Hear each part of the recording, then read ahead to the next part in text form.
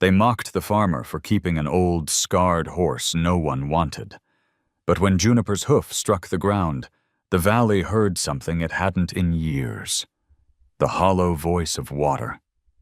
What followed was fire, betrayal, and a discovery that would turn ridicule into reverence, and a forgotten horse into the savior of an entire town. The morning sun rose pale and thin over Elk Hollow, casting long shadows across the cracked soil. Jonah Hale stood alone in his field, his hands rough from years of work, struggling with the rusted windmill that once pulled water for his cattle. The blades creaked but would not turn. The ground beneath him was nothing but powdery dust. His boots sank into the dry earth with every step, as if the land itself was swallowing hope whole. Life in this Montana valley had never been easy, but the drought of recent years had turned hardship into despair. The riverbed that once ran lively beside the pastures now lay dry, a strip of stone and sand winding aimlessly across the prairie. Jonah's herd had dwindled. Most of the cattle were gone, sold at auctions where buyers had grown tired of hearing the same stories of failing farms. All that remained were a few skinny cows and one horse, an old Mustang mare named Juniper. Juniper was not a horse anyone admired. Her coat was a dull gray, patchy from scars of a life long before Jonah found her. Her back sagged with age, and when she walked, it was with the slow, deliberate pace of one who had seen too much. Children in town laughed at her, pointing out her bony hips and the way her mane looked like tangled weeds. Some called her the ghost, a creature too old to be useful, too awkward to be loved. But to Jonah, she was steady company, the last living thing on his land that had not abandoned him. That morning, as Jonah tightened a bolt on the useless windmill, Juniper stood nearby, pawing at the ground. At first, he paid no attention. She often shuffled her hooves as if impatient with the silence. But then, her hoof struck with a hollow thud, a sound different from the dry crack of sun-baked earth. Jonah froze, the wrench in his hand slipping a little. He glanced at her, and she lifted her head as if listening to something deep beneath. She struck again, harder this time. The sound echoed. An emptiness inside the ground itself. Jonah knelt, pressing his palm to the dirt.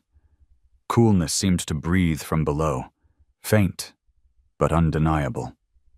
He frowned, shaking his head at his own foolishness. "You're just imagining things," he muttered, brushing dust from his hand. Yet a small part of him, the part that still clung to faith in miracles, wondered if the old mare was trying to tell him something. By noon, Jonah hitched his truck and drove into town. The community hall was already crowded. Dusty boots lined the steps, and voices rose inside as Elk Hollow's farmers and ranchers argued over their future. Jonah slipped into the back, standing against the wall while the town's mayor, Delaney Brooks, tried to maintain order.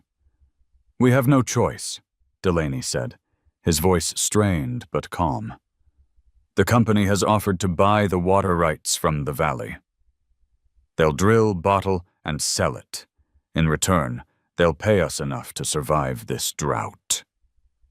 A murmur swept through the crowd, half in agreement, half in protest. Clay Maddox, the wealthiest rancher in Elk Hollow, stood and pounded his fist on the table. "It's time we stop pretending. This land is finished. Selling the water rights is the only way to save our families." Jonah shifted uncomfortably. He knew Clay wasn't wrong about the danger, but something inside him rebelled against the idea of giving away the valley's last gift. His thoughts flickered back to Juniper's strange behavior that morning, the hollow sound of her hoof against the earth.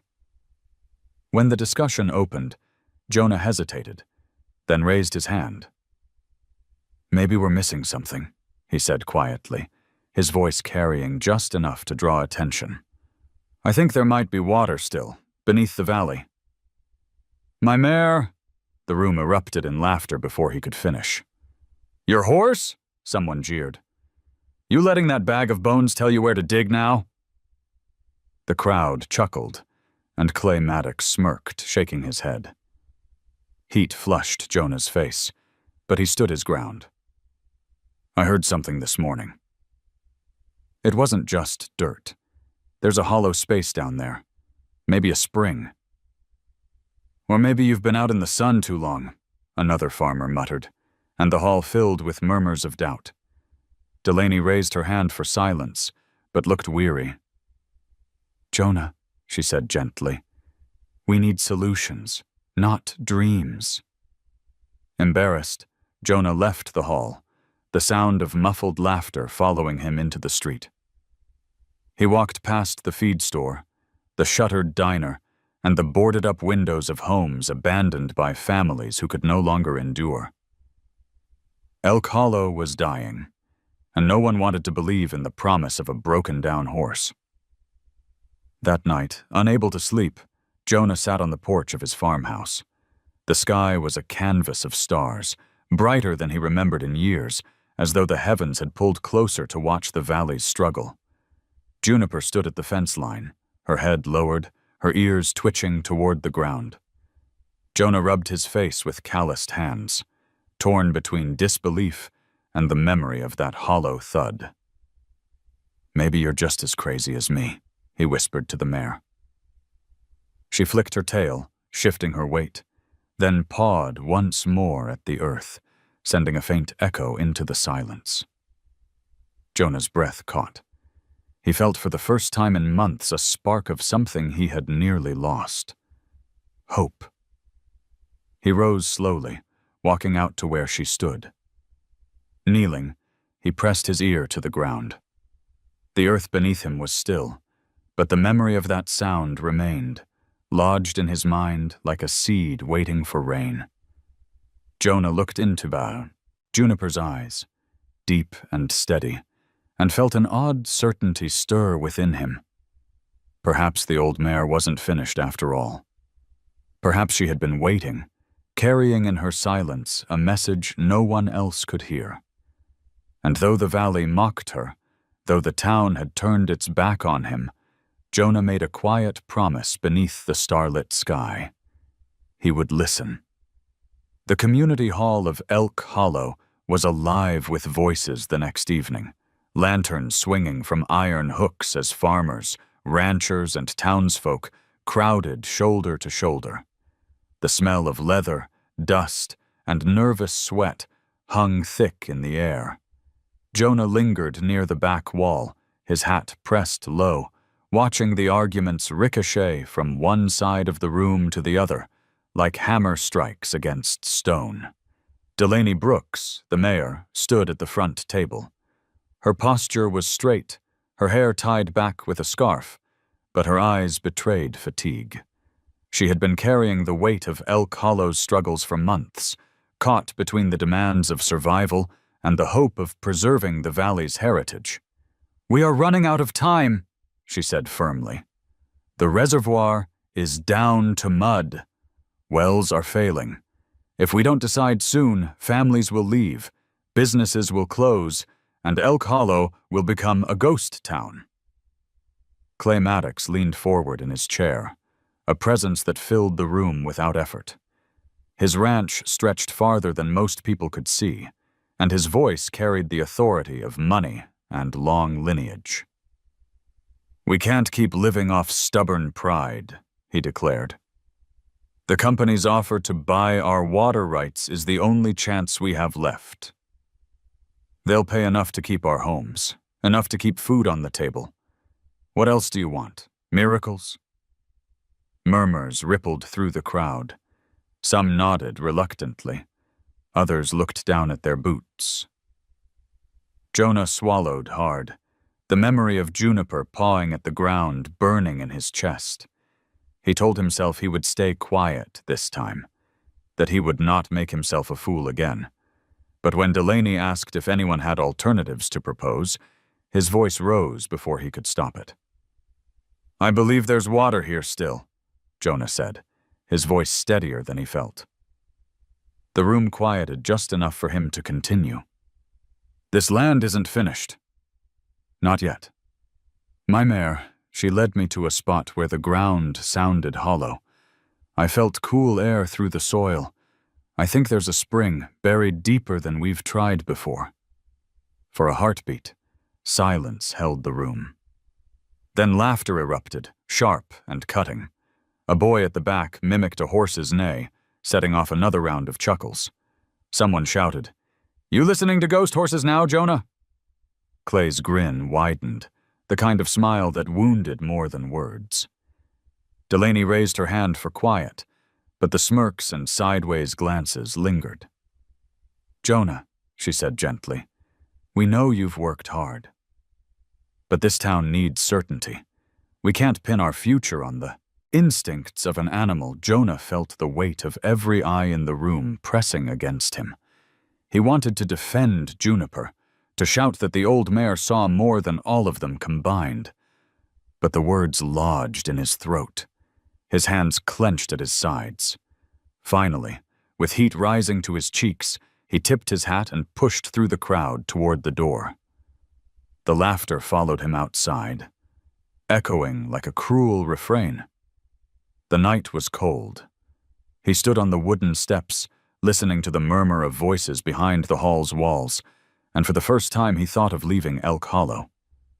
He had cousins in Idaho, land there less parched. But the thought of abandoning his fields, the house his father built, and Juniper waiting in the barn, it felt like betrayal. He walked home under a canopy of stars, his boots scuffing the dirt road. When he entered the barn, Juniper raised her head, ears pricked.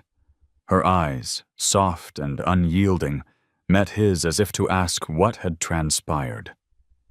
Jonah let out a bitter laugh, running his hand along her scarred neck. "They don't believe in you," he whispered. "Truth is, maybe I don't either."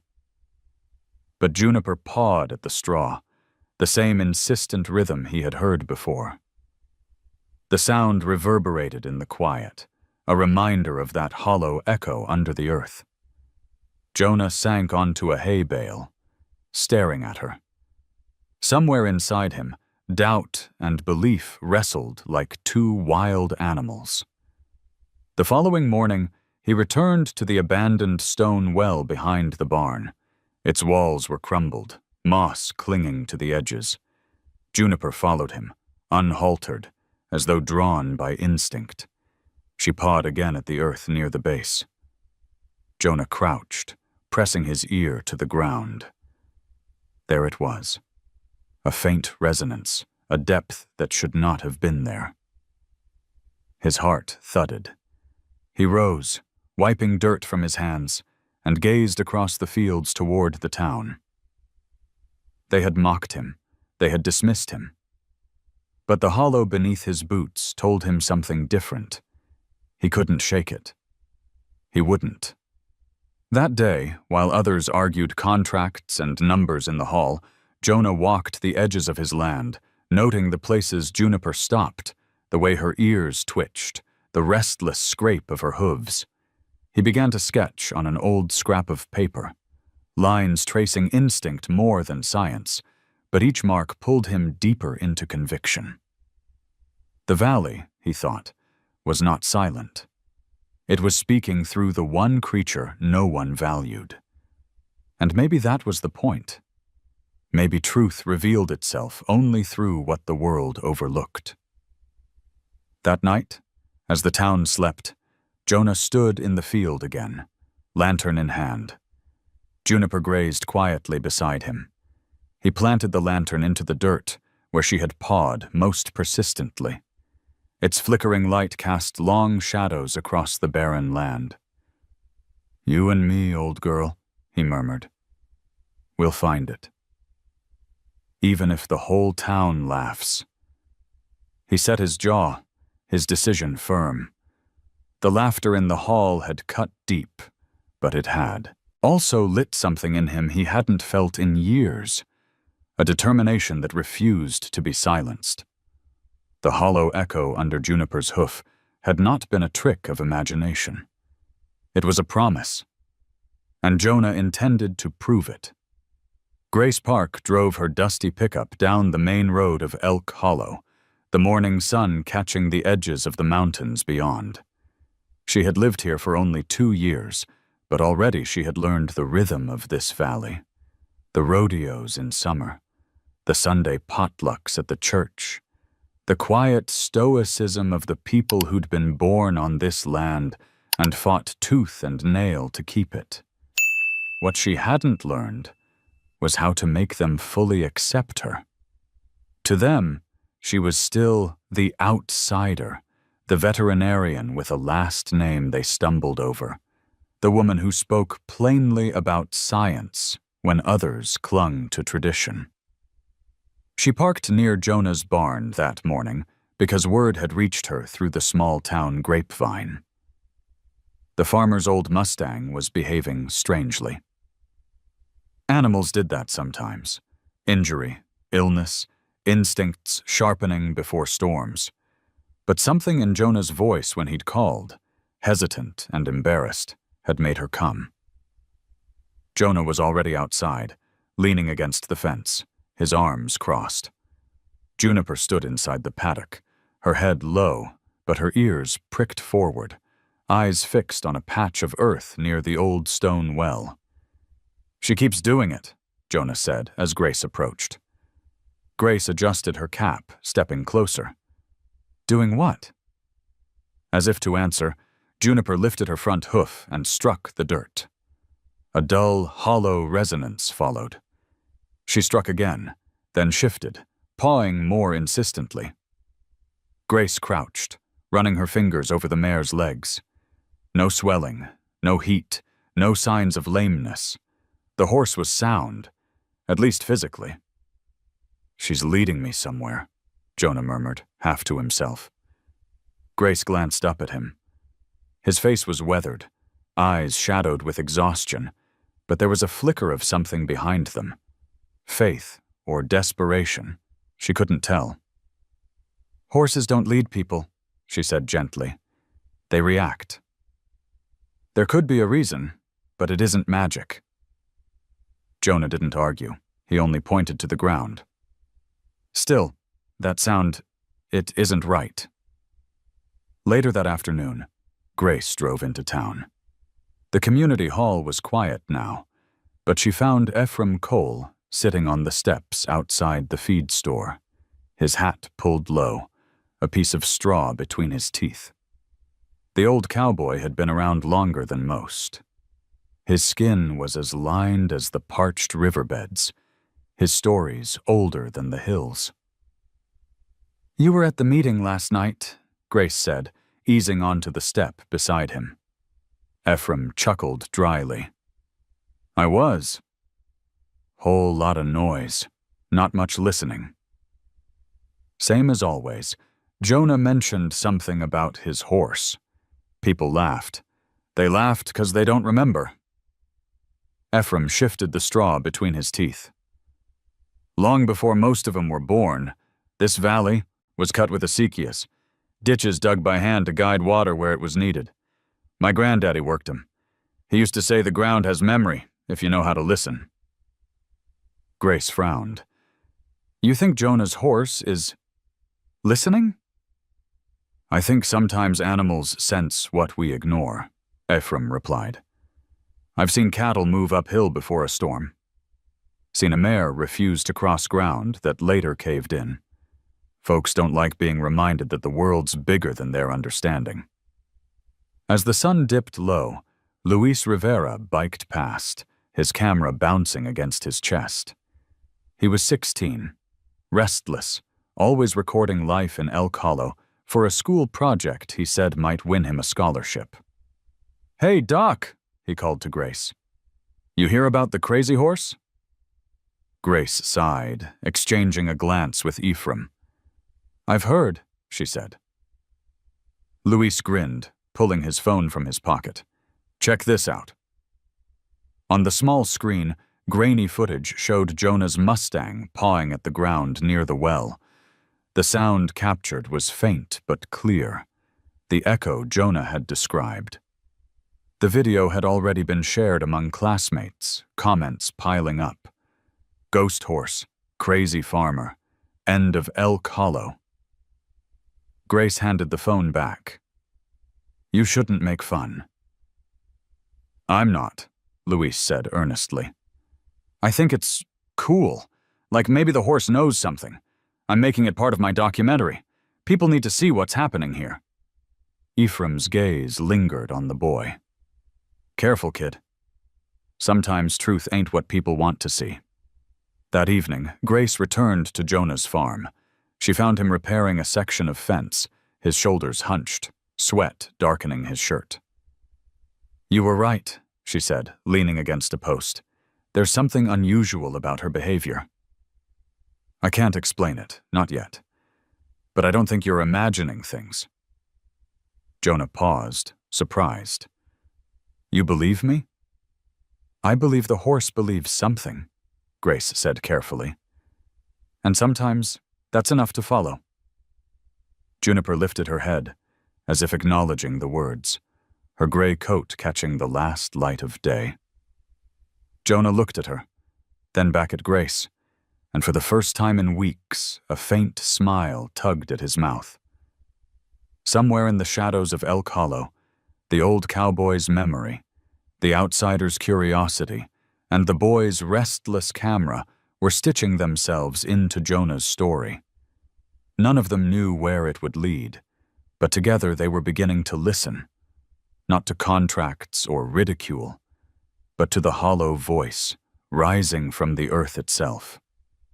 And in that listening, the valley began to stir. The following week dawned with a sky the color of tarnished silver, heavy clouds rolling over Elk Hollow without a drop of rain to give. Jonah rose before the sun, the echo of Juniper's hoofbeats still lodged in his chest.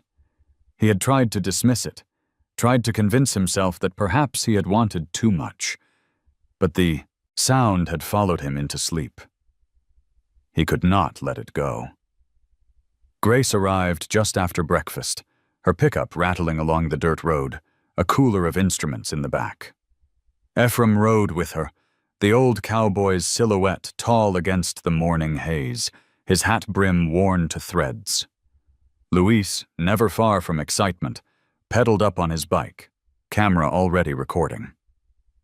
Jonah leaned on the gate as they approached. I didn't expect a crowd, he muttered. Grace offered a faint smile. Well, you've got one now. If we're going to test your hunch, we might as well do it right. Ephraim climbed down stiffly, joints creaking like old hinges. He set a weathered notebook on the fence post, pages yellowed with age. These are maps my granddaddy drew, he explained. Acequia lines from back when folks dug channels by hand. Most of them have caved or dried up, but sometimes history whispers where water hides. Jonah studied the pages. Thin ink lines carved across the valley like veins, intersecting in places that no longer matched the modern landscape. Yet one path ran close to his well, the same place Juniper had pawed again and again. His throat tightened. Grace set her equipment near the spot, tapping a thermometer into the soil, measuring the ground temperature, jotting notes. She was cautious, skeptical, but her eyes carried a flicker of curiosity she couldn't suppress. Luis crouched nearby, lens focused, narrating softly for his recording. Here we are, he whispered. The farmer, the old horse, and maybe the future of Elk Hollow. Juniper stood calm but alert, her ears flicking back and forth as if attuned to something none of the humans could hear. Then, with deliberate force, she struck her hoof. The hollow thud rang out, deeper than before. Grace froze, staring at the ground. Ephraim tilted his head, the lines in his face deepening. "Sounds like the earth's got a hollow chest," he murmured. Jonah dropped to his knees, pressing his hand flat. A cool breath seemed to rise through the soil, faint, but undeniable. His heart hammered. "It's there," he said. "I know it's there." Grace hesitated, then signaled toward the truck where she'd borrowed a portable drill from the county office. With Jonah's help, she positioned it, the bit biting into the stubborn earth. The machine roared, rattling in their hands. Luis steadied his camera, breath caught in his throat. Ephraim stood like a sentinel, eyes fixed on the turning soil. At first, nothing but dust. Then, as the drill sank deeper, the tone of the machine changed, hollow and vibrating. Grace cut the motor, her hands trembling slightly. Silence fell. The air itself seemed to wait. Jonah leaned close. From the shaft came a faint sound, drip, drip, like water striking stone. His chest tightened. "Keep going," he urged. The drill resumed, deeper still, until at last a thin fissure split open. A bead of water welled at the surface, darkening the dust. Then another. Jonah reached out, touching the moisture with trembling fingers. Cool. Real. The first kiss of hope he'd felt in years. "It's water," he whispered. Luis gasped behind the camera. Grace knelt, collecting a small sample in a vial. Ephraim let out a low chuckle, shaking his head as if he'd always known. "Told you the ground remembers," he said softly. For a moment, the four of them stood in awe. Juniper shifted, her scarred flank gleaming in the muted light, and for once she seemed to stand taller, prouder, as if she too understood the miracle beneath. But the silence did not last. News traveled fast in Elk Hollow. By evening, word had spread across the valley that Jonah Hale's decrepit horse had struck gold, or at least water. People trickled to his farm, curious, hopeful, skeptical. Some bent to touch the damp soil themselves. Others muttered about tricks, about wishful thinking. Clay Maddox arrived late, his polished boots crunching over the dirt. He inspected the fissure with a skeptical eye, then turned on Jonah. "So this is your miracle?" he scoffed. "A trickle of mud?" "We'd need rivers, not raindrops, to save Elk Hollow. Don't feed these folks false hope." Jonah clenched his jaw, but said nothing. Grace spoke instead. "It's real. The question is how much and how clean. We'll need more tests," Clay snorted. "Tests don't pay debts. The company's offer still stands, and it's the only one worth taking." He walked off, leaving behind the sour taste of doubt. That night, as lanterns lit Jonah's barnyard, the small group lingered. Grace labeled her vials carefully, promising to drive them to a lab in Billings. Luis replayed his footage, the glow from his camera screen painting excitement across his face. Ephraim flipped through his notebook, tracing lines that hinted at deeper channels, yet undiscovered. Jonah sat on the fence, Juniper's head resting against his arm. The old mare's breath was steady, warm. For the first time in years, he felt something within him rise against the despair that had gripped Elk Hollow. Still, doubt gnawed. The water was real, yes. But was it enough? Was it clean? Could it truly save the valley? Or was it just another cruel trick of hope in a land grown barren? Jonah stared into the dark horizon, torn between the laughter that had haunted him and the cool moisture still lingering on his fingertips. Somewhere beneath that earth, something waited. Juniper had heard it. Now the whole valley would have to decide if they dared to believe. The morning after the drilling, Jonah walked into the barn to find Juniper already waiting at the gate, her gray coat glistening faintly in the weak light. She looked almost proud, as if she too had carried the memory of what they'd unearthed the day before. Jonah ran a hand along her scarred neck and whispered, "Maybe they'll believe now." His voice carried more hope than he dared admit them. By noon, people were streaming into his farm. Word of the trickle had raced across Elk Hollow like fire on dry grass. Neighbors Jonah hadn't spoken to in months, men and women who had mocked him, who had pitied him, arrived to see for themselves. They crouched around the fissure, touching the damp soil, whispering in tones halfway between awe and suspicion.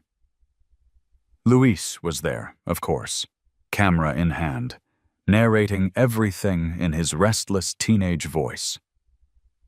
"The first drop," he called it. Proof that Elk Hollow might still have life beneath it. He interviewed anyone who would speak, his lens darting from face to face, capturing the flicker of hope that dared to return.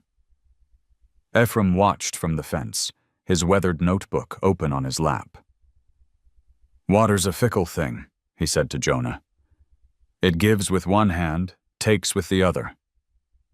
You gotta treat it like kin, respect it, or it won't stay." Jonah nodded, though his eyes never left the small patch of dark soil. For him, this was not just water. It was a second chance. By evening, Grace returned from Billings with the lab results. She carried the envelope like a fragile bird, her face unreadable. The crowd had thinned, but a handful of farmers lingered, waiting. Jonah's stomach tightened as she opened the envelope and read silently. At first, her expression softened. There was water. There was real flow beneath the land.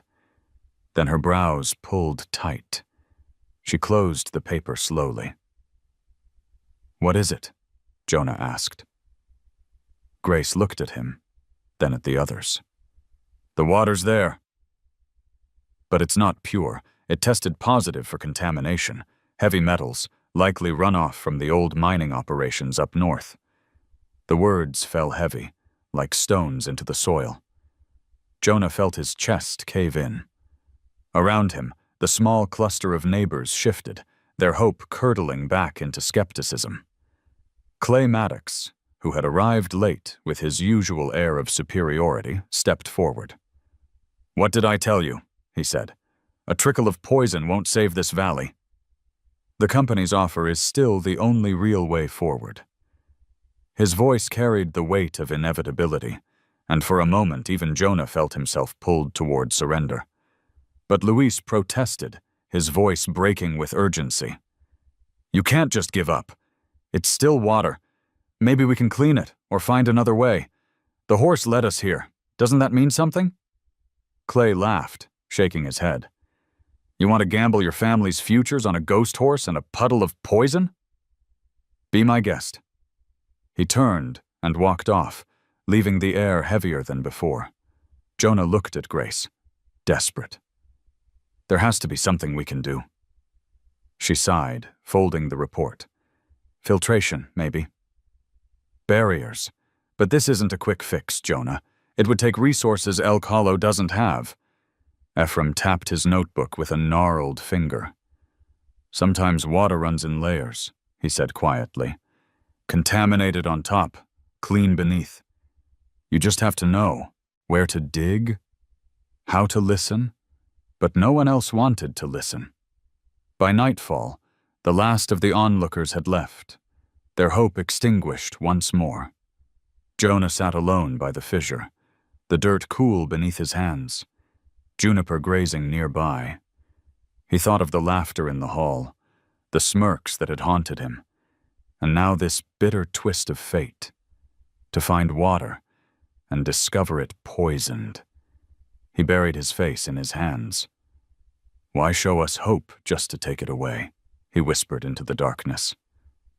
Juniper lifted her head, ears twitching, and pawed at the ground once more. Not at the fissure this time, but a few yards away, near a patch of grass browned by drought. Jonah stared, too weary to rise. Yet the sound echoed faintly again, hollow and different. Somewhere deep inside, a stubborn ember refused to die. Luis uploaded his footage that night, titling it "The First Drop." Within hours, the video spread through neighboring towns. It was raw, shaky, imperfect, but it showed something people recognized. A valley fighting for its life, a farmer clinging to a miracle, and a horse everyone mocked, standing at the center of it all. Comments poured in. Some laughed. Others wept.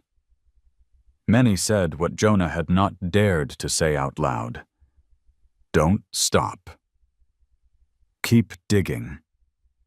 And though Elk Hollow slept heavy under the weight of disappointment, Jonah lay awake in the farmhouse, staring at the ceiling beams, listening to the restless shuffle of juniper outside. The first drop had come and betrayed them, but it was only the beginning. He could feel it. The earth was not finished speaking. The farmhouse felt emptier than ever that night. Jonah sat at the kitchen table with the lab report spread before him, the black print blurring in the lamplight. Words like arsenic, lead, contamination crawled across the page, stark and merciless. He rubbed his temples, the ache behind his eyes deepening with every line he reread. The discovery that should have saved them had instead turned cruel, like a rope thrown to a drowning man, only to pull him under.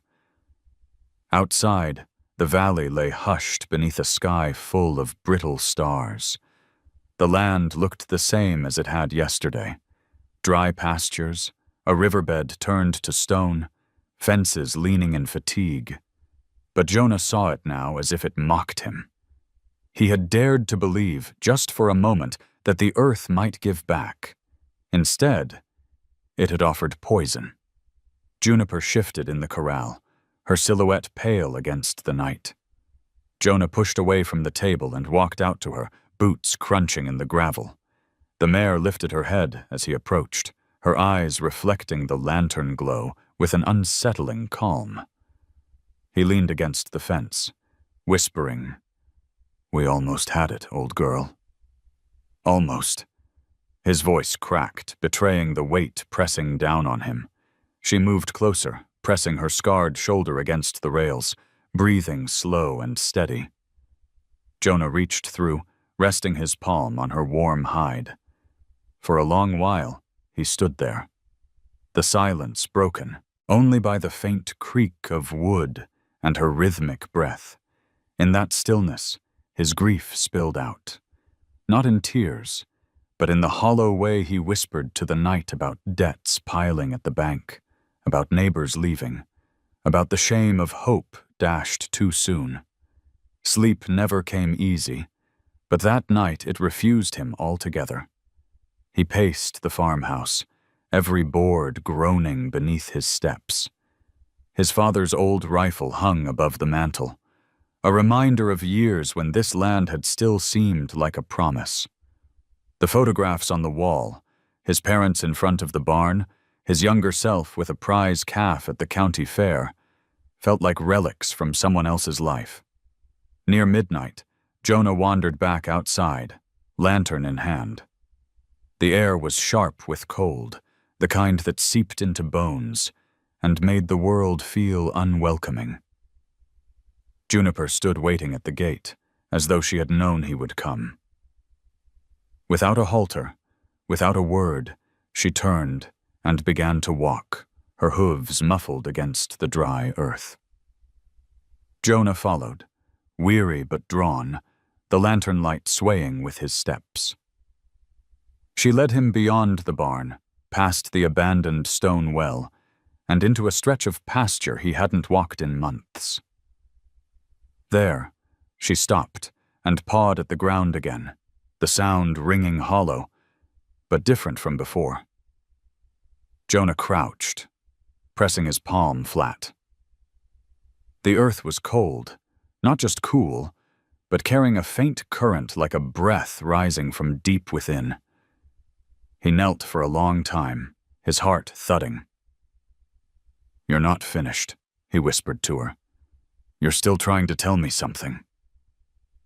The mare tossed her head, the lantern light catching the white scar on her shoulder.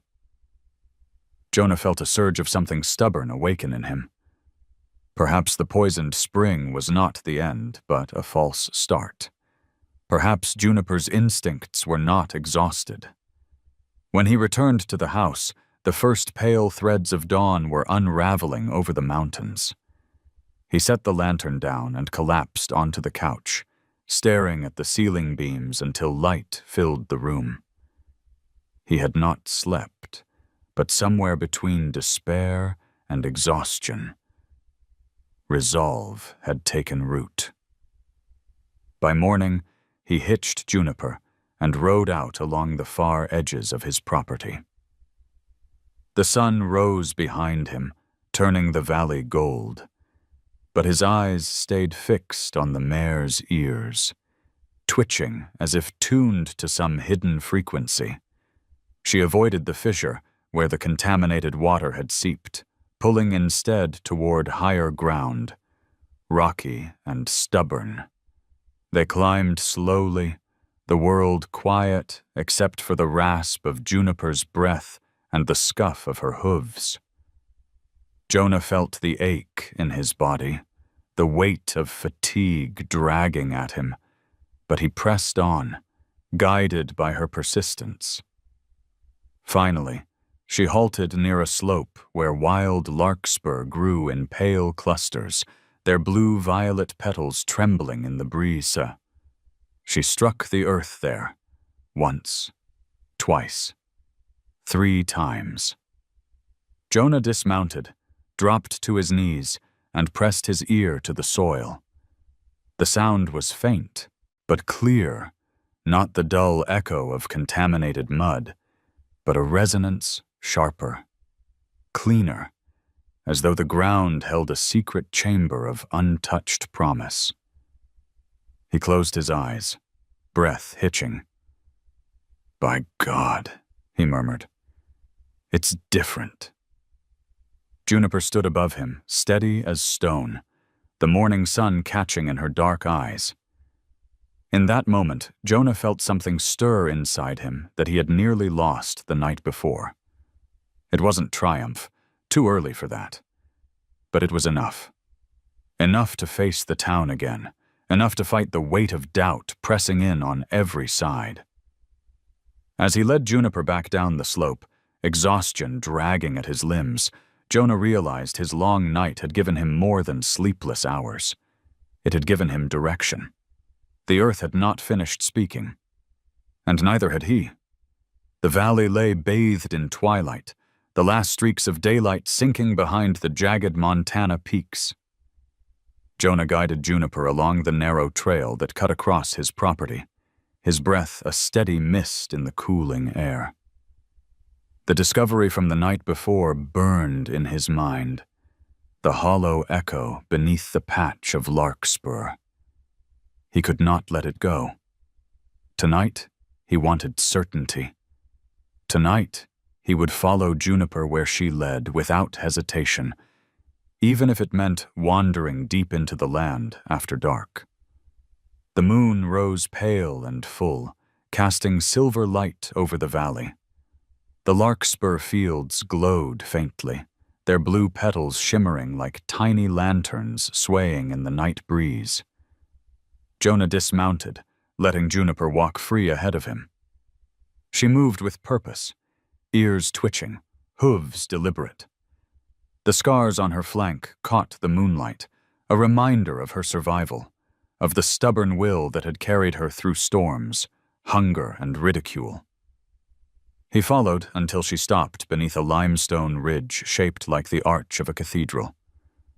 The air was cooler here, damp in a way that felt foreign in the drought-stricken valley. Juniper pawed the ground with intensity, the sound ringing sharp and hollow. Jonah knelt, pressing his ear to the soil. His heart raced. This was no ordinary resonance. It carried depth, like the hum of a cavern hidden below. "Grace has to see this," Jonah whispered to himself. But even as he said it, he felt the sacredness of the moment. For now, this discovery belonged only to him and Juniper. He closed his eyes, listening. He could almost imagine the rush of unseen water flowing in darkness beneath the stone. The breeze shifted, carrying the faint scent of moisture, mingling with the wild perfume of larkspur. Jonah's throat tightened. He hadn't cried in years, not since burying his father. But tonight his chest ached with something dangerously close to tears. Juniper nudged him gently, lowering her head so her muzzle brushed his shoulder. "You found it, didn't you?" he whispered to her. His voice broke, and he laughed softly at himself. "The horse everyone mocked. Turns out you're wiser than the whole damn town." From the slope above, a crunch of gravel startled him. Jonah turned sharply, lantern raised. A figure stepped into the moonlight. It was Grace, jacket pulled tight against the chill. Behind her, Ephraim trudged slowly, leaning on his walking stick, and Luis carried his camera, eyes wide with excitement. "We saw your lantern from the road," Grace said, a little breathless. "What are you doing out here?" Jonah gestured toward Juniper, who struck the ground again, the hollow sound reverberating in the stillness. "She led me here." "Listen." Grace crouched, placing her palm to the earth. Her eyes widened. "The temperature's lower," she murmured. She pulled out a small sensor from her bag and pressed it into the soil. The reading confirmed what her senses told her. The ground was significantly cooler than the fields they had tested before. Ephraim flipped open his notebook under the moonlight, squinting at the faded maps. "Limestone," he muttered. "My granddaddy used to say limestone's a gift. Holds water like a jar if you know where to tap it. If there's a bypass under here, it could be clean." Luis adjusted his camera, whispering into the lens. "Midnight in Elk Hollow. The horse has led them to a ridge of stone where the ground itself breathes cold. Could this be the water that saves us?" His words hung like prophecy. Grace looked at Jonah, her scientific detachment cracking under the weight of wonder. "Jonah, this could be it. If the limestone separates the flow, it might not be contaminated." Jonah's chest surged with hope, so sudden it nearly knocked him to his knees. He gripped Juniper's mane. She knew. "She's been trying to tell me all along." For the first time, Grace smiled without restraint, her eyes shining in the lantern glow. Ephraim gave a slow nod, as if the night had proven something he had believed all his life. And Luis, still filming, whispered reverently, "People have to see this." The group lingered under the ridge, the moon pouring silver across their faces. The wildflowers swayed, their petals catching the starlight.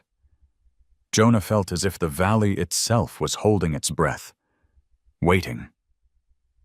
When they finally turned back toward the farmhouse, Jonah walked beside Juniper, his hand resting on her withers. The fatigue of sleepless nights still weighed on him, but hope carried him forward. He could see the outline of a future that hours ago had seemed impossible. A valley reborn, a community united, a life worth fighting for.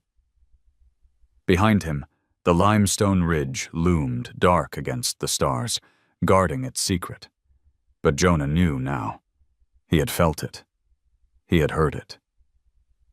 Beneath the earth, water waited, and Juniper, the horse everyone mocked, was the one who had shown him the way.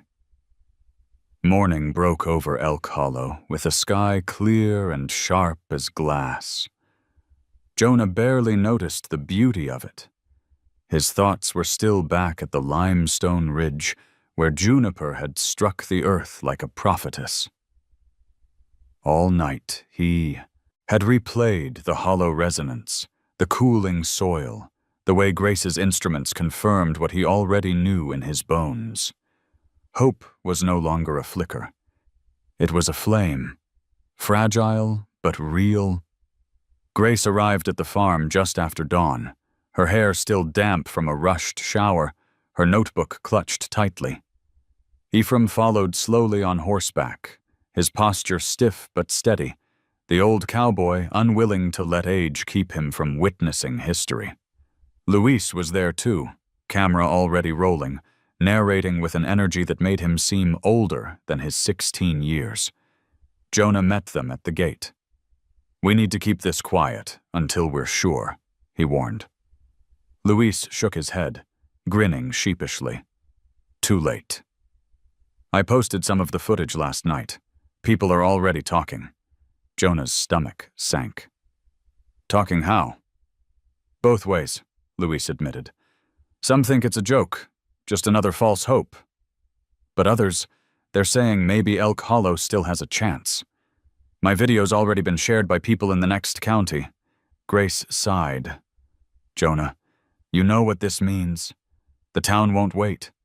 They'll want answers." By midday, word had spread beyond Elk Hollow.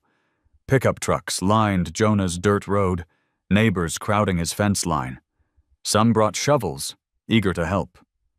Others came with folded arms and skeptical eyes, ready to see failure. Delaney Brooks, the mayor, stood near the gate, her face a mask of caution, but her eyes betraying a fragile spark of hope. "What did you find?" she asked Jonah, her voice firm but quiet enough that the crowd had to lean in to hear. Jonah pointed toward the ridge. "Juniper led me there.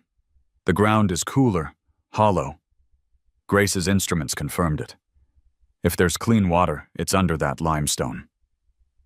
Clay Maddox arrived late, his polished boots crunching gravel like gunfire. He surveyed the crowd before fixing Jonah with a hard stare. "So we're chasing another fairy tale now? Last time you dug, we got poison. You want the whole town to pin its future on a horse's hoof?" Before Jonah could answer, Ephraim stepped forward, his voice carrying with unexpected strength. "This isn't just a horse's whim, Clay. The land remembers. Those acequias my granddaddy dug ran close to that ridge. Water doesn't die, it just hides. You'd know that if you listened to something other than the sound of your own voice." The crowd murmured, half with laughter, half with agreement. Clay's jaw tightened, but he said nothing. Grace cleared her throat. "We'll need equipment to drill properly. Filters, barriers. If we hit a clean bypass, it could save Elk Hollow. But if we rush, if we contaminate it, we may lose it forever." Delaney looked around at her townspeople, the lined faces of men and women who had spent their lives coaxing harvests from reluctant soil. She saw both desperation and defiance in their eyes. "We'll give you a chance," she said. "But Jonah, if this fails, again, I don't know how much more hope this valley can bear." Jonah nodded, the weight of her words pressing heavy on his chest. That evening, as the crowd dispersed, Luis uploaded a new video titled "The Horse's Second Gift." It showed Juniper pawing at the limestone ridge, Grace kneeling with her instruments, Ephraim pointing at his old maps. His narration was quiet, but powerful. In a valley choking on dust, a horse no one believed in may have found the only chance we have left. The video spread faster than the first. Comments poured in from across the state, strangers offering prayers, advice, even donations of equipment. Some mocked, yes, but many more urged them to keep going. Jonah sat on his porch late into the night, the glow of his phone screen casting light across his tired face as he scrolled through messages. For the first time, he saw Elk Hollow through the eyes of outsiders. A town fighting against disappearance, a farmer holding fast to stubborn faith, and a horse who had become a symbol of resilience. Juniper grazed quietly in the pasture, her silhouette etched against the moonlight. Jonah watched her and whispered, "They're listening now. To me, to you, to us." The story had spread beyond the valley, but with it came pressure, heavier than ever. For if they failed this time, it would not just be Elk Hollow's laughter he would face. It would be the world's. And still, in the steady rhythm of Juniper's hooves shifting in the grass, Jonah found his answer. They would not stop. The summer storm came without warning. Clouds piled high above the Bitterroot Range, dark and electric, until a streak of lightning cracked across the sky. Jonah stood on his porch with Juniper saddled and restless beside him, the air heavy with the metallic scent that comes before rain. He prayed for water. God, how the valley prayed for water. But when the rain never came, and only the lightning remained, the inevitable followed. By late afternoon, smoke lifted on the horizon. It started small, a gray smear rising from the northern ridge. Within hours, the wind shifted, and flames began their march toward Elk Hollow. The town's old volunteer fire truck sputtered to life, men and women grabbing shovels, wet sacks, whatever tools they could manage. But against the wall of fire descending through the canyon, their efforts looked as fragile as children waving at a storm. Jonah tightened Juniper's reins and rode hard toward the community hall, where the townsfolk had gathered. The air burned his throat, the smoke choking. But he pushed through. Delaney Brooks stood at the steps, shouting orders over the rising panic. Children clung to their mothers, elders sat with wet cloths pressed to their faces, and Clay Maddox argued loudly with anyone who would listen that evacuation was the only option. "There's no way out," Delaney snapped. "The fire's cut off the main road and the canyon trails are blocked." "We have to hold here." Jonah swung off Juniper, his boots hitting the dirt. "No, there's another way." All eyes turned. His voice carried the authority of desperation, the kind that silences even doubters. "The limestone ridge. The bypass Juniper found. The ground is cooler there, the stone dense. It could shield us." Clay scoffed, coughing through the smoke. "You want to march this whole town behind your ghost horse into a field of rocks? You'll get them all killed." Grace stepped forward, her face streaked with soot. "It's safer than staying here. If the fire overtakes us in the valley, there's nowhere to run. At least the ridge has shelter." Delaney hesitated only a second before nodding. "We move." The next hour was chaos. Wagons rattled, cattle bawled, families hurried with what little they could carry. Jonah led the way, Juniper at the front, her ears pinned back against the roar of the approaching fire. The sky turned a violent red, embers falling like burning rain. Children cried, men shouted, women stumbled under the weight of bundles. Jonah felt the heat pressing at his back, a predator too close. But every time doubt clawed at him, Juniper surged forward, steady and unwavering. She seemed to know the path even when smoke blotted out the stars, even when the air itself seared their lungs. They reached the slope where larkspur grew, the blossoms curling in the heat, but still glowing faintly blue under the firelight. Beyond lay the limestone ridge, towering like a fortress. Juniper climbed without falter, Jonah clinging to her mane as the townsfolk struggled behind. "Keep moving," he shouted, his voice hoarse. "Stay close to the stone." The ridge opened into a shallow basin, shielded on 3 sides by walls of limestone. Families huddled inside, covering their mouths with wet cloths. Ephraim guided the cattle into a narrow cut where they could be contained. Grace moved from child to child, checking for smoke sickness. And then it happened. A sound like the earth itself splitting. From a crack in the limestone floor, water burst forth, first a trickle, then a steady jet, then a fountain that hissed against the heat and steamed into the air. The fire roared above, but the water held, dampening the basin, soaking the ground.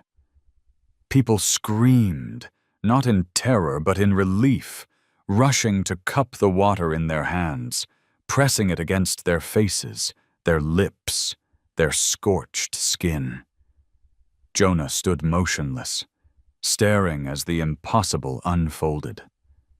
Juniper lowered her head to drink, calm as ever, as if she had known all along this was where salvation waited.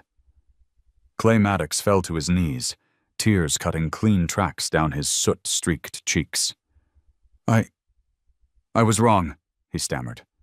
"Jonah, I was wrong." But Jonah didn't answer. His chest was too tight, his throat too raw. He simply wrapped his arms around Juniper's neck, pressing his face against her mane, whispering words only she could hear. Above them, the fire passed.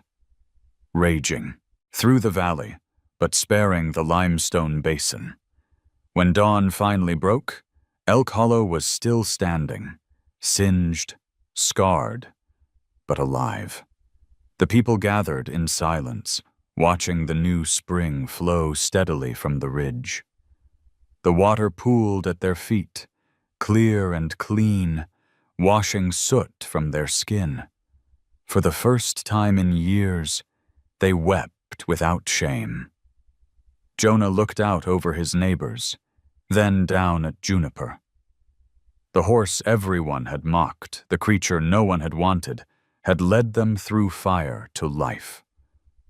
And for the first time, he understood that the valley would never laugh at her again. The dawn after the fire carried a silence so profound that Elk Hollow hardly seemed real. The flames had passed, leaving behind a valley of blackened stubble and smoke drifting like ghosts above the ground. Yet within the limestone basin, where the townsfolk huddled through the night, a new sound rose steady and unrelenting. The rush of water. The spring had not stopped. Clear and cold, it flowed from the crack in the stone, gathering into a pool that widened with every hour. Children splashed their hands in it, their laughter raw but unbroken. Mothers soaked cloths and laid them across scorched skin. Men filled buckets and canteens, shaking their heads in disbelief as the water shimmered in the pale light. Jonah stood apart, watching. His boots were damp, his jeans streaked with soot, but his eyes never left the stream that now cut through stone like a lifeline. Juniper grazed nearby, her coat darkened with ash, yet her movements were calm and steady. She carried no pride, no awareness of what she had done. She simply existed, a creature of instinct and endurance. Jonah marveled at her simplicity. She had not saved them for glory, but because listening to the earth was all she had ever known. Delaney Brooks approached, her voice hoarse from smoke. "We'll call this place Hollow Spring," she said. "The land gave it back to us. Maybe we still belong here after all." Jonah nodded, but words failed him. He could still taste the fear of the fire in his lungs, still feel the weight of leading neighbors who had once mocked him through walls of smoke. None of it mattered now. What mattered was the water and the chance it carried. Clay Maddox stepped forward, stripped of arrogance. His hat hung in his hands, his face streaked with soot and shame. "I owe you an apology," he said, his voice thick. "You were right to believe when the rest of us had none. If it weren't for you, and for her, we'd be ash this morning." He looked at Juniper, bowing his head like a man humbled at church. Jonah said nothing for a long time. Finally, he placed a hand on Clay's shoulder. "It wasn't me," he said quietly. "It was her. I just followed." The town began its work in earnest. Buckets were lined in rows, troughs filled, cattle led to drink. Grace supervised, testing the water with every instrument she had, her brow furrowed until at last she looked up with something like a smile. "It's clean," she announced. "Pure. Whatever contamination seeped from the mines doesn't touch this vein. It's protected by the limestone." A cheer rose, ragged but jubilant.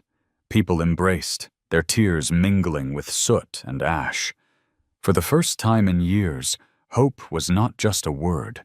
It was a tangible thing, pooling at their feet, running over their hands, glistening under the morning sun.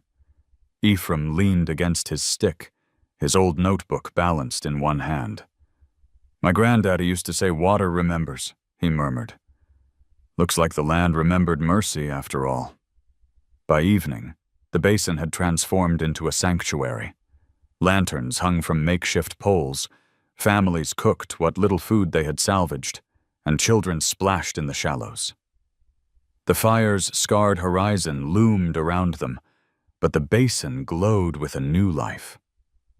Luis set up his camera on a tripod, filming not just the spring but the faces of those who drank from it, lined with soot, softened by wonder. He spoke into the lens with solemn conviction.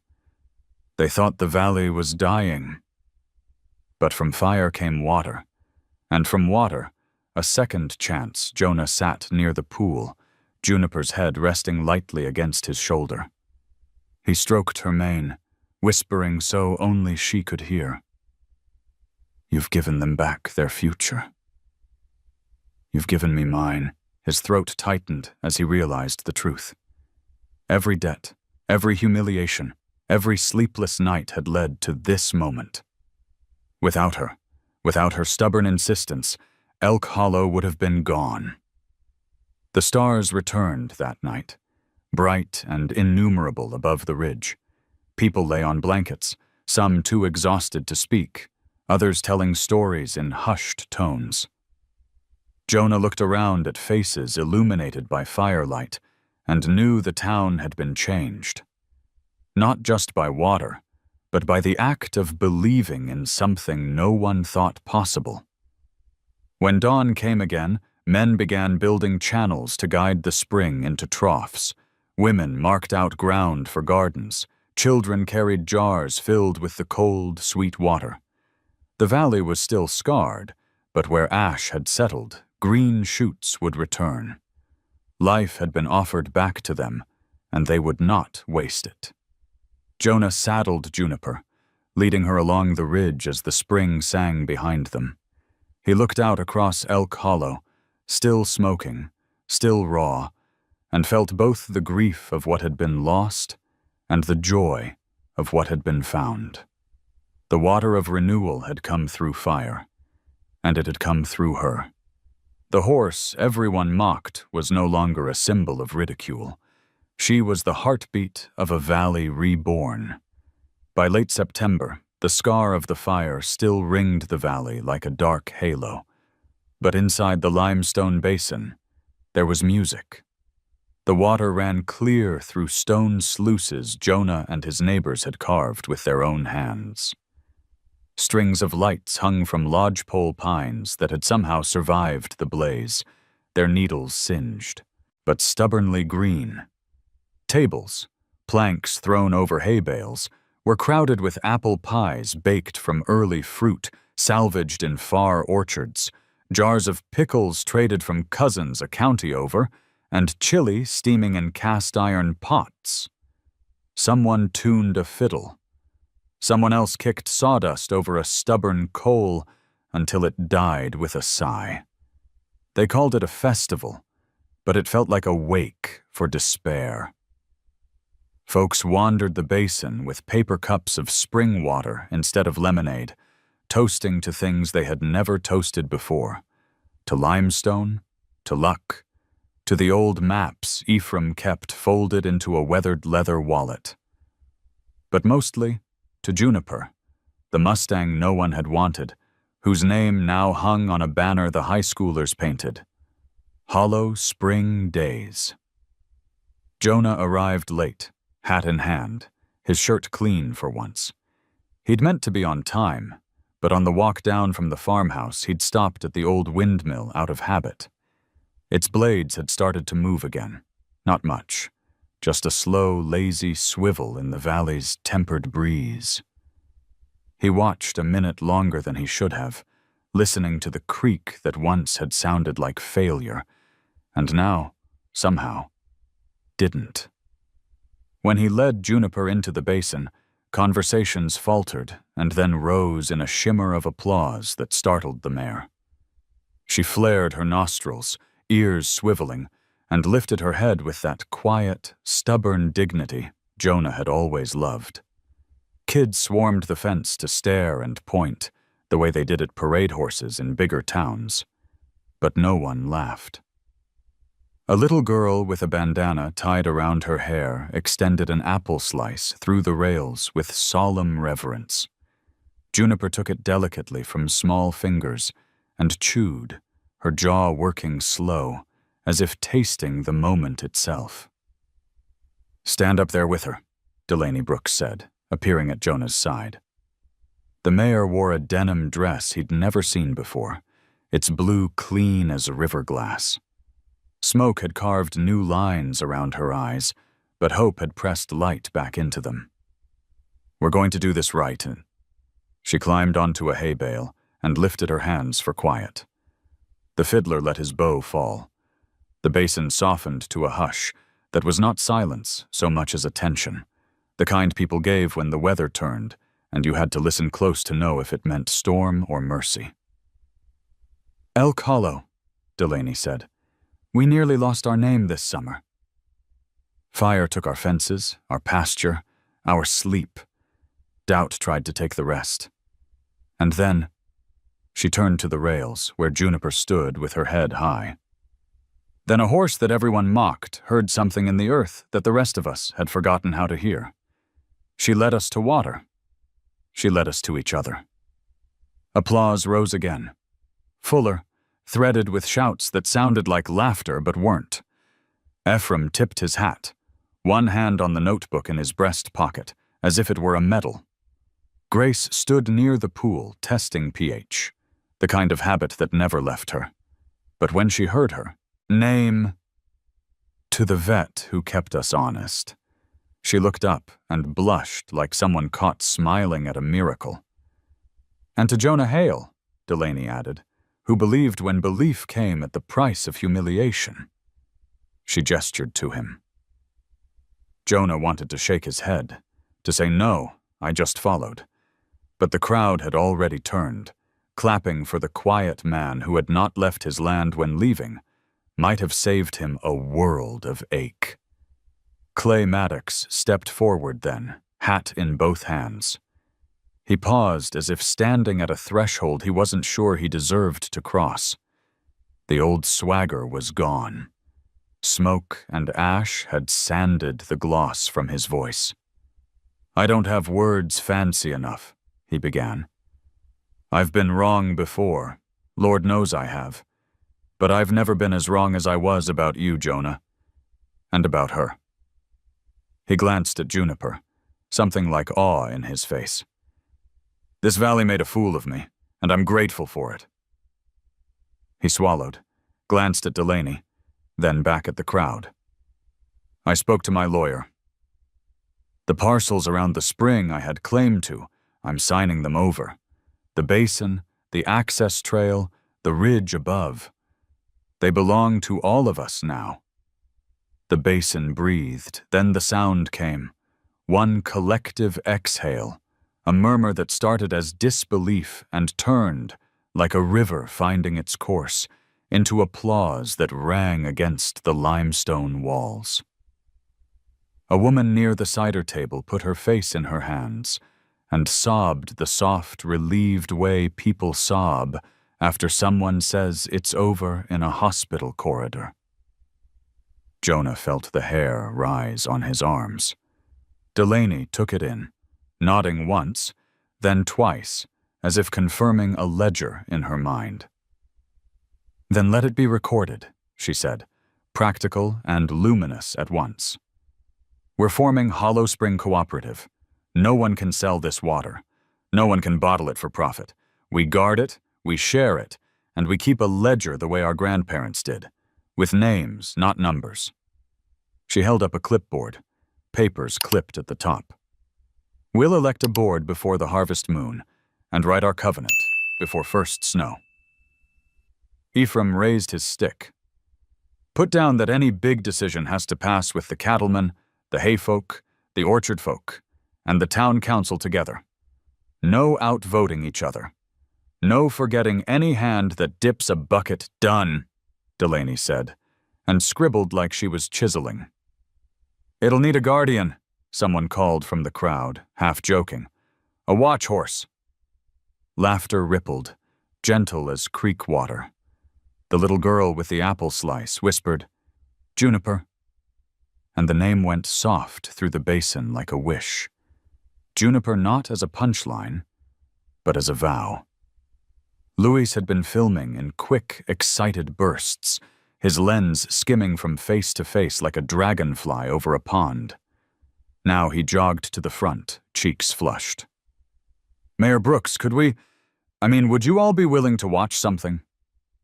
He pointed at the canvas they'd strung between two pines. "I finished the cut. It's not perfect, but..." His voice thinned, and then steadied. "It's our story." They dimmed the string lights and let the blue dusk build. The projector flickered to life, dust motes swimming in its beam.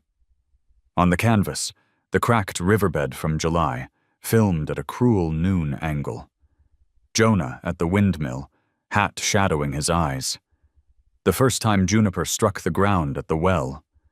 The meeting where laughter climbed the walls and wouldn't come down. Someone hissed at their own remembered meanness. Someone else reached sideways and found a hand to hold. The film cut to Ephraim's notebook, his finger tracing black lines like veins across the paper. Grace's instruments appeared. The numbers glowed green in her night vision footage. Then came the ridge, the larkspur bending their fragile heads under moonlight as if in prayer.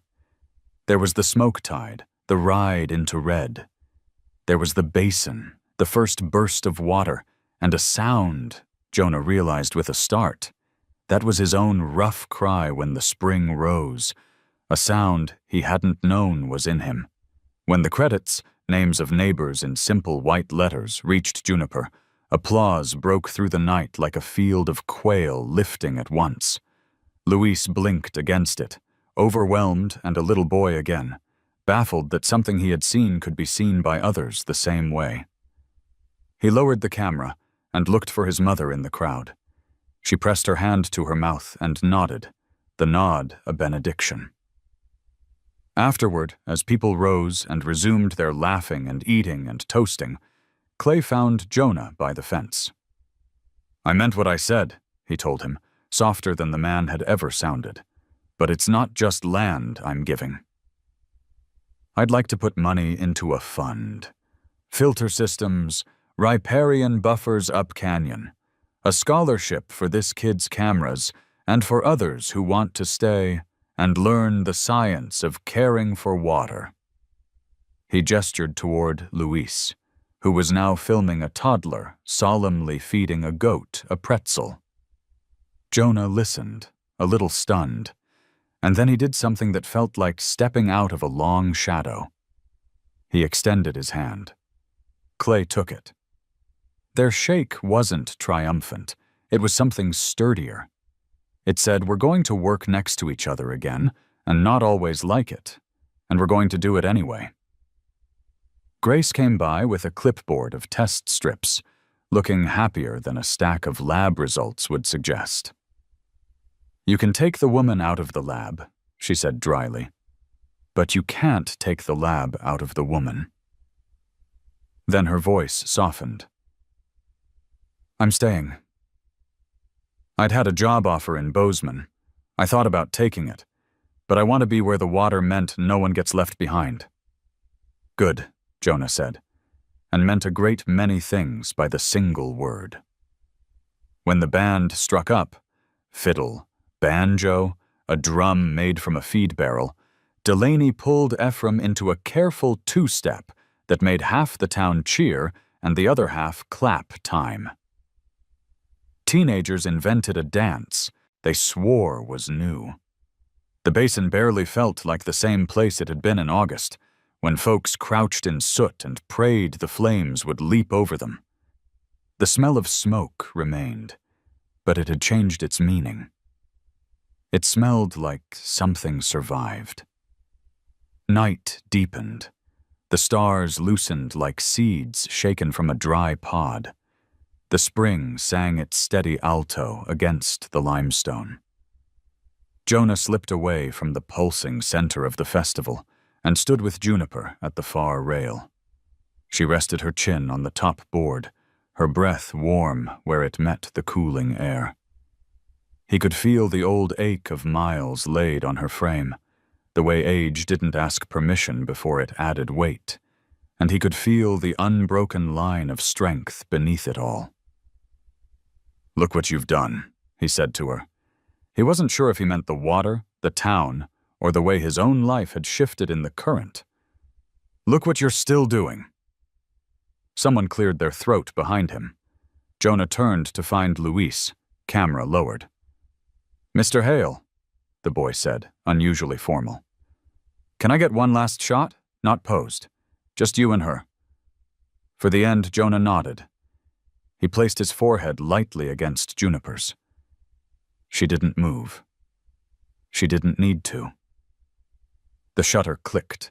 The moment, unremarkable as breathing, became part of the record the valley would keep.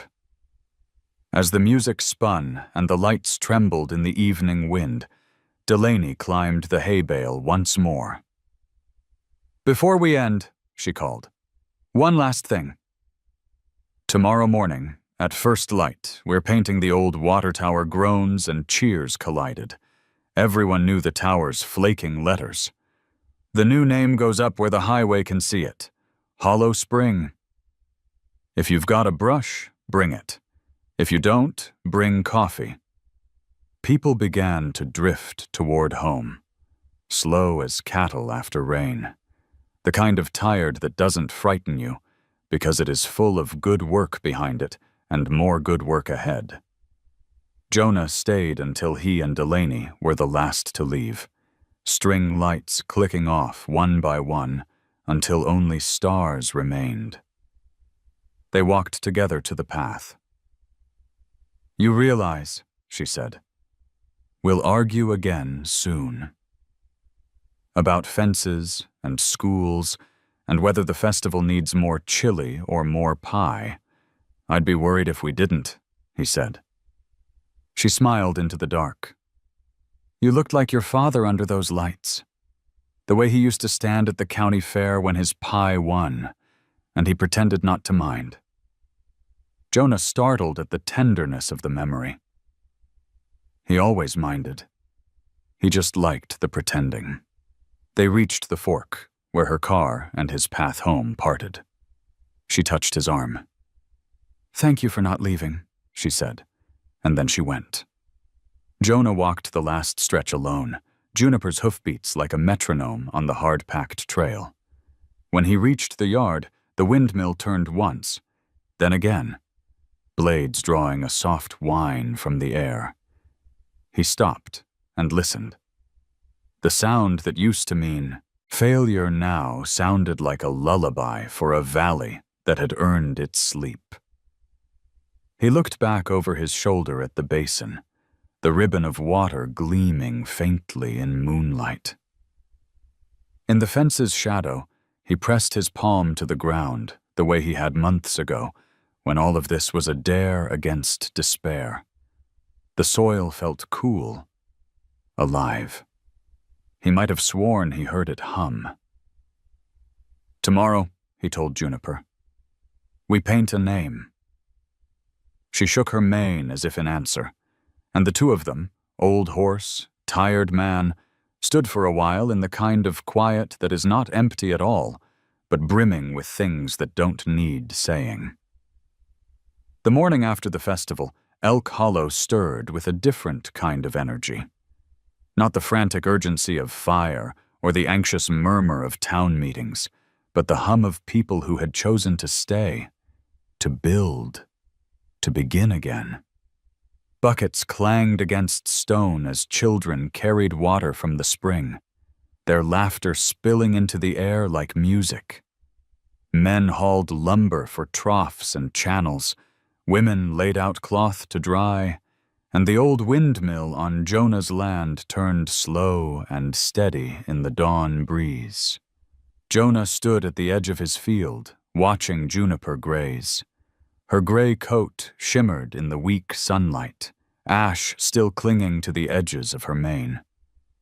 She looked worn, her back curved with age, but her eyes, those deep, steady eyes, carried a light that seemed older than stone and fresher than the spring itself. "Morning, girl," Jonah murmured, patting her shoulder. "You gave them back their hope." He didn't say us, though he felt it. He owed her more than he could ever repay. Down the road, the town gathered with brushes and paint cans at the old water tower. The rusted metal had once read Elk Hollow, letters faded and peeling. Today, it would bear a new name, Hollow Spring. Delaney handed Jonah a brush when he arrived. "Thought you should be the one to start it." He hesitated, the crowd watching, then dipped the brush in white paint. Slowly, he traced the first stroke of the new name across the tower's side. Luis filmed, his lens steady, capturing the moment the valley chose to redefine itself. Children cheered, Grace clapped her hands, and even Clay added his brush to the letters, his face solemn but unashamed. When the last stroke dried, the town applauded. Against the backdrop of mountains and smoke-scarred ridges, the fresh letters gleamed, a promise to anyone who passed. This place had water. This place had life. This Pausinis would endure. That evening, the town returned to the basin for one last gathering before life settled back into the rhythm of chores and harvest. The spring sang softly, reflecting lantern light. Jonah stood with Juniper near the water's edge, his hand resting against her neck. People drifted past to touch her flank, to murmur thanks. No one laughed now. The horse once mocked as worthless had become their guardian. Ephraim sat nearby with his notebook, writing in slow, deliberate strokes. "We'll keep record," he said, "so the next generation doesn't forget." Water and the horse that found it, Luis played back a rough cut of his documentary on the canvas strung between pines. The final shot lingered on Jonah and Juniper, foreheads pressed together in quiet communion. As the crowd watched, hushed, Jonah felt heat rise in his chest. Not embarrassment, but a profound humility. He hadn't asked to be the man at the center of this story. He had only listened to a horse everyone else ignored. When the film ended, silence stretched long. Then someone began to clap. The sound swelled until the basin echoed with applause. Jonah blinked hard, his throat thick. He leaned into Juniper, whispering into her ear, "You did this, old girl." "Not me. You." Later, when the crowd thinned and lanterns dimmed, Jonah stayed with Juniper by the spring. Stars spilled across the sky, and the water glimmered like molten silver. The mare stood quietly, her eyes reflecting the starlight. Jonah looked into them, seeing not just the animal before him, but something larger. Patience, wisdom, the silent language of the earth. "You've carried me farther than I deserved," he said softly. "And you've carried them too. You've given this valley back its soul." Juniper blinked, lowering her head until her muzzle brushed his chest. Jonah closed his eyes, resting a hand against her cheek. For the first time since the drought began, he felt peace, not because all problems were solved, but because he finally understood survival was never about strength alone. It was about listening, trusting, and standing together when the world tried to scatter them. The water gurgled, steady and eternal, filling the silence between them. Jonah lifted his gaze to the horizon, where dawn was already hinting at the edges of night. Hollow Spring, would wake tomorrow to chores, debts, repairs, but they would wake together, with water at their feet and a story to pass down. And at the heart of it all, in every retelling, in every whispered prayer of gratitude, would be the horse with gray coat and scarred flank, the horse everyone mocked, who saved them all. Juniper's eyes, calm and unbroken, shone into the night as if to say, "The valley remembers." And now, so will they. If this story touched your heart, let me know by dropping a simple comment. Just type 0 or 1 so I know you were here. Don't forget to subscribe, because more unforgettable stories of humans and animals are waiting for you in the next videos.